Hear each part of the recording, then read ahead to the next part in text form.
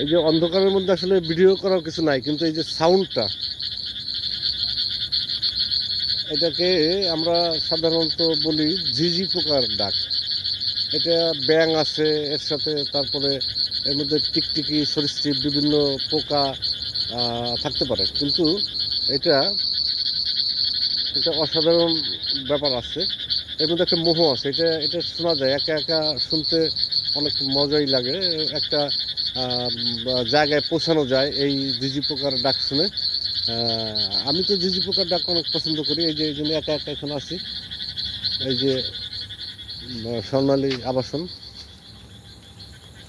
দেখা যাচ্ছে, এই যে বিল্ডিং, এই যে বিল্ডিং,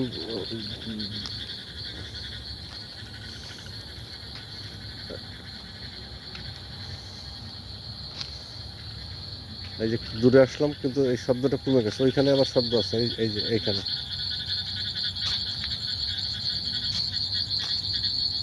এটা দেখালাম জাস্ট যে আমাদের এই নিরিবিলি জায়গায় আমি চলে আসি এই শব্দ শোনার জন্য, একটুক্ষণ চুপ থাকি, এই শব্দ শুনি।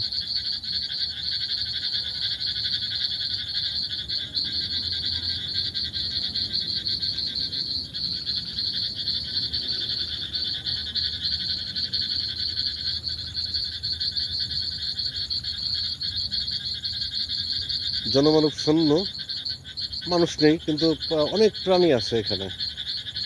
এরা আমার পরিচিতই মনে হয়।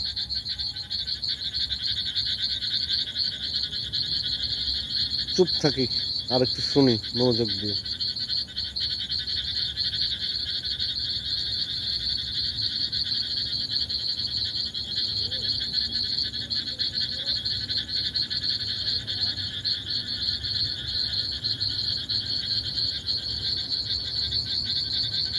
এগুলোর এই যে বক্স কি যেন ঢাকা, এটা আবার আরেকটা বক্স, এগুলো ব্যাপার না আসলে।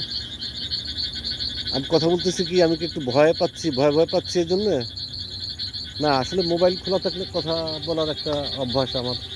আমি আমার এক বন্ধুরে ফোন দিছি, এখানে আসবে সে, এখনই আসবে। এই ঝিঝি পোকার ডাক শুনতে শুনতে সে চলে আসবে, মোটরসাইকেলে আসবে। দেখাবো, সে যখন আসে তাকে দেখাবো। আপাতত ঝিঝি পোকার ডাক।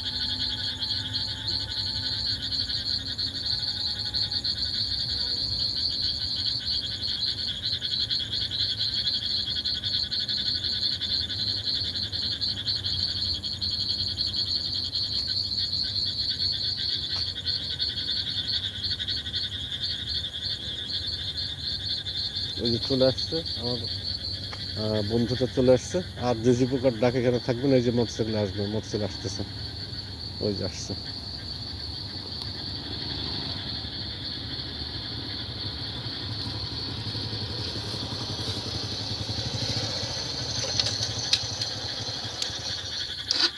ওই লাইটটার জন্য, ঠিক আছে। হ্যাঁ, আচ্ছা তো তৌফিক ভাই, এই যে ঝিঝি পোকার ডাক, হ্যাঁ হ্যাঁ, এইটা কিন্তু অন্যরকম একটা মোহ আছে কিন্তু এই ডাকের মধ্যে। অবশ্যই আপনি এটা ভিডিও নেন, সাউন্ডটা নেন। দেখছেন, হুম। এই যে আমাদের তৌফিক ভাই, আমাদের প্রিয় বন্ধু, এই যে, ঠিক আছে।